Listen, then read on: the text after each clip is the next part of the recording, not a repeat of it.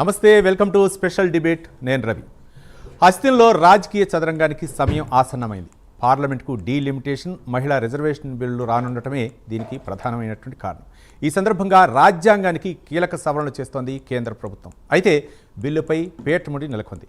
కేంద్రం మెజార్టీ సాధిస్తుందా లేదా అన్నదే ఉత్కంఠగా మారుస్తోంది. సభలో బిల్లు ఆమోదానికి 3/200 మెజార్టీ అవసరం. డీలిమిటేషన్ బిల్లుకు మద్దతు ఇచ్చేందుకు ప్రతిపక్షాలు నో చెబుతున్నాయి. ప్రస్తుతం లోక్సభలో 540 మంది ఎంపీలు ఉన్నారు. ఇందులో 3/200 మెజార్టీ అంటే 360 మంది ఎంపీల బలం కావాలి. ఎన్డీఏ దగ్గర ఎంపీలు 298 మంది ఉండగా విపక్ష ఎంపీల బలం 238 మందిగా ఉంది. ఒకవేళ ఎంపీలు సభకు గైర్హాజరైతే మెజార్టీ తగ్గుతుంది. ఇక విపక్షాలు లక్ష్యంగానే కనిపిస్తున్నాయి. ఇక ఎవరు గైర్హాజరవుతారు అనేదే ప్రశ్న. ఉభయ సభల్లో 18 గంటల చొప్పున చర్చ సమయం కేటాయించారు. ఇక మధ్యాహ్నం 2:30-3 గంటల సమయంలో లోక్సభలో ప్రధాని మోదీ ప్రసంగం ఉండవచ్చునని అనుకుంటున్నారు. మొత్తానికి వాడి వేడి చర్చకు లోక్సభ వేదిక కానుంది అనుకుంటున్నారు విశ్లేషకులు.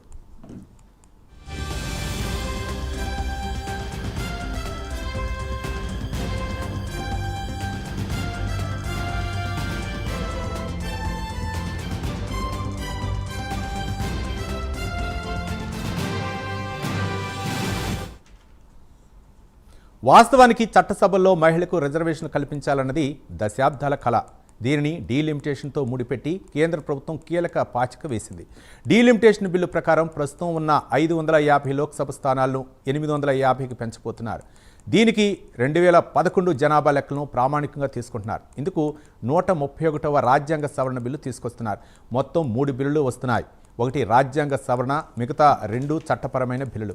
రాజ్యాంగ సవరణ బిల్లుకే 3/200 మెజార్టీ కావాలి. మిగతా 2 బిల్లులకు సాధారణ మెజార్టీ సరిపోతుంది. అయితే కేంద్రం లోక్సభ రూల్స్లోని 66వ నిబంధనను సస్పెండ్ చేయాలని కోరటం విపక్షాన్ని ఇరుకుని పెట్టే ఎత్తుగడగా చర్చ సాగుతోంది.